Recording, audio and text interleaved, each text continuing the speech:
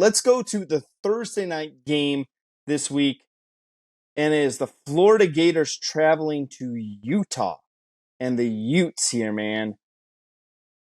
I think the big question in the room is Cam Rising. Fresh, right before we go on record, both of us are scouring the internet here, trying to find an update on Cam Rising's status. He tore his ACL last year. As Fresh said so eloquently, Kyle Winningham ain't giving us nothing. And we were right. Kyle Winningham's not going to tell anybody what's going on about Cam Rising until probably about 30 minutes till kickoff here. Cam Rising did go to a reporter, say he's feeling pretty damn good. We'll see. I think that will change the scope of the game. If Rising plays, I think this is a huge win for the Utes. Florida, we'll see. Fresh, I'll turn it over to you. Well, Haps, before we even get to the game on the field, this is actually a historic event, folks, and I'm not being sarcastic. It is. This game at Utah for the Florida Gators is the first true non-conference road game.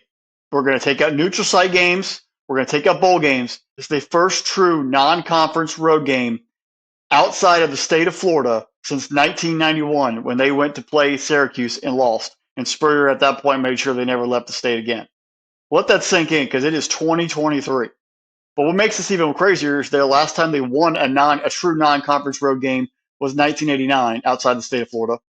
And the last time they played a true non-conference road game outside the state of Florida and west of the Mississippi River was in 1983. Now, I know I wasn't born in 1983. Seth wasn't born in 1983. So this literally has not happened in our lifetime, folks.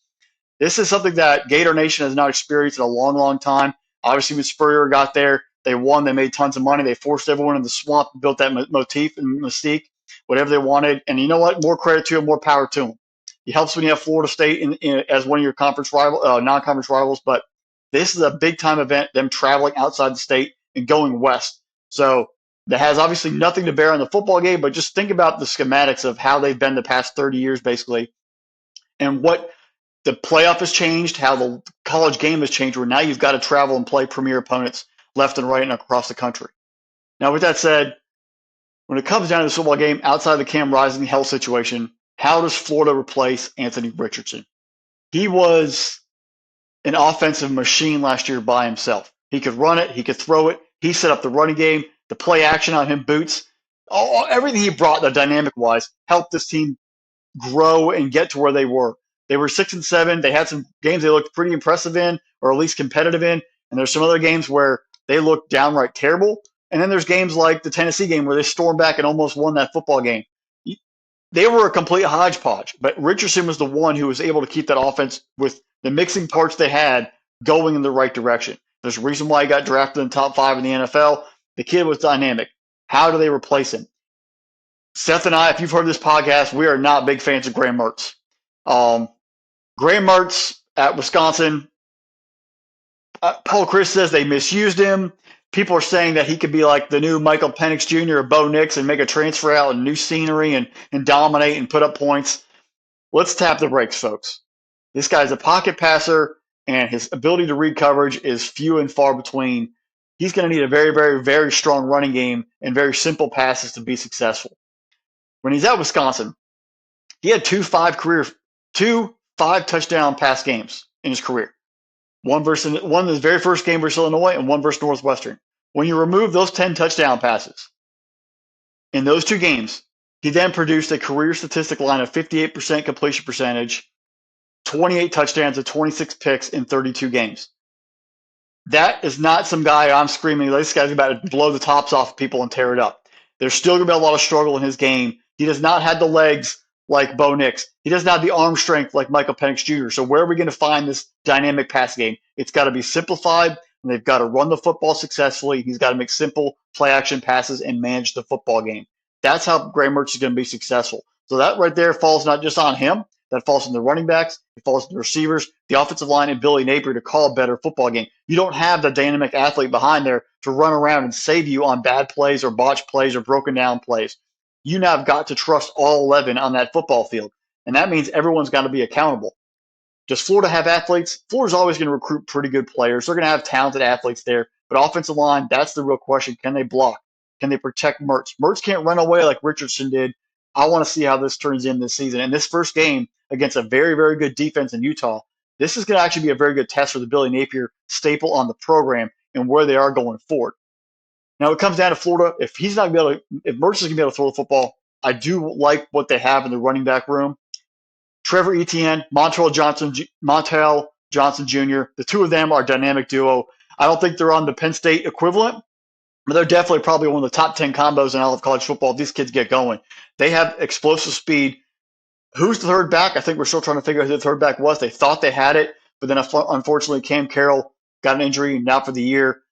That third now is open for anybody. But if those two guys get going at the top, this could be a pretty exciting offense for Florida. If they can get going, it makes probably Mertz better as well. So keep that in mind, that combination. The receiver side, Ricky Pearsall's there. Who else is going to join him? He had a pretty solid year last year, his first time there. But there's the Justin Shorters of the world, the Xavier Hendersons. These guys are all gone. Where's that number two receiver going to step up and really help this passing game and make them a little more explosive and draw those safeties out of the box? Because eventually, if you can't throw the football, they're going to drop all 9, 10 in the box, and it's going to be all Mertz by himself, and he's going to have a lot of trouble. So Florida's got to adapt. They've got to grow. This football game is not going to be like last year's. Last year at home, the first game in the Napier area, the place was electric. People were all over the place, and they got two goal line basically stands and turnovers that shut down Utah from scoring and escape with the win. They've got to play much more fundamental football on the road. They can't get the crowd behind them because they're going to be in a hostile environment. They've got to be able to function offensively on their own. That's what I want to watch. Billy Napier, have you developed an offense at Florida? You're an offensive guy brought in. Can you get out there and put up 30 points, 28 points on a Utah defense? That's really what I want to see because you're going to have some players. The offensive line, can they get going? Can Mertz be the comfortable quarterback? Can you call plays to get this team in the right down and distance and be able to navigate a football game against Utah? Utah right now, how do you replace, Dalton Kincaid, Cam Rising injury, some guys on the defense, but Willingham just keeps circulating Utes in there. A bunch of no-name dudes show up. They don't have a top 15 recruiting class every year. They get guys in there and they work hard. They buy into the program, and they show up on Saturdays and they play football, in this case, Thursday nights. You've won back-to-back Pac-12s. Can you make it and keep it going? Can you keep this team fueled? Can you keep this team hungry? And can you come out and get revenge? I have a pretty good feeling whether Cam Rising plays or not, Utah will win by double digits. They are going to cover the spread. It's a 6.5, I believe, last time I checked. Florida, I just don't trust the lack of continuity right now in this first game. If this was week 3 or 4, might be better off. But week 1 in a hostile environment, it's going to be tough for Graham Mertz. I don't see them coming out to win. I think Utah gets it done. They play hungry, get revenge, and they cover the spread, whether Cam Rising plays or not. Fresh, I'm with you on this one. Last year, Utah had 17 passing touchdowns to the tight end. Now, 8 of those went to Dalton Kincaid, but the 2 other guys, Kuth and Yasim, are back, and they just are producing like some of the best tight ends in the country. I mean, if you think about consistently, year after year after year, how great the Utah tight ends are. They're just impressive that they're able to do that over there. I'm with you, Fresh.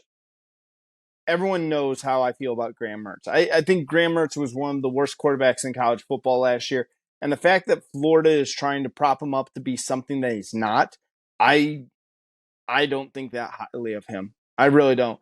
Johnson, Etienne, yes, they're good running backs for Florida, but, again, this game was a back-and-forth contest last year when you had Anthony Richardson, and he saved you in that game a few times. That's not happening this year. If you're going to go into Utah, you're going to try to beat the Utes, man. You're going to have to really put this game running away. Like, you're going to need to be up 2 scores going into the fourth quarter because Utah's not going to go quietly into that sweet night, man. Utah and Winningham is going to have this team ready to play. And I'm going to tell you, the Utes are going to be pissed off that they lost to Florida last year. They're going to be angry that the last taste that anyone has from 2022 is that Rose Bowl game where they were just getting absolutely gashed by the Penn State running backs. I think all of all those things have been worked on over the offseason. I think Utah's going to take control of this game. That 6.5 spread doesn't scare me. I'm going to go Utah by a touchdown.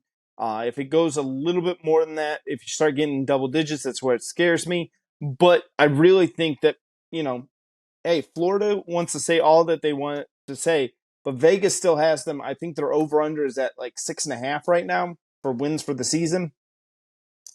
Guys, Vegas is rarely wrong on that. Like, yeah, you'll be maybe 8 wins or maybe it's 6 wins individually, but if you're talking about being within that range, they're not going to be too far off on this.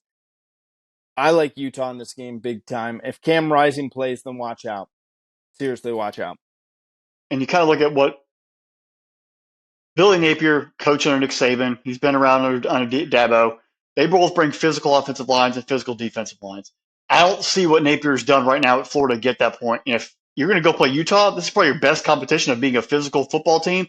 If your offensive line cannot own the line of scrimmage, this is going to be a long year for Florida. Now, if they come out there and they win this football game, maybe they're a year ahead. Maybe it's just like last year where it's a blip on the radar. But you've got to come out and set the tone because if you get the blocks blown off of you in this football game, it could be a long, long fall. People are already calling for your name, considering all the money and facilities and resources they've already given you. So there's a lot on Billy Napier in his 14th career game as a Florida coach. There's high expectations, and he's got to make sure this team shows up on Thursday night.